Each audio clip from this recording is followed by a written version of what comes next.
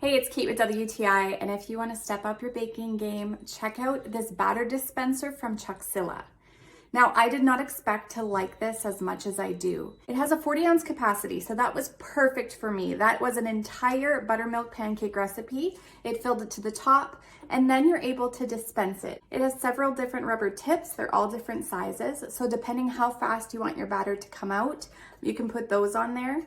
You then just pull the trigger and it will dispense the batter, and then you release, and it has a really awesome rubber stopper that will stop any more batter from coming out. I'm really impressed with the stopper. There are no leaks with this. It even holds water in. Now you can use this for all sorts of things. I particularly like it for pancakes, but you can use it for anything. I've also tried it with muffins.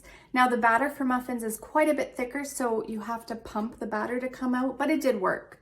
But definitely something with a runnier consistency will work better. It has a stand, keeps you hands-free when you don't need it, and it's super easy to clean. Just a quick rinse, everything just slides right off since it's stainless steel. So if you want to be neat and tidy when you're making your next recipe, I think this is a really awesome tool to add to your kitchen, and that's my point of view.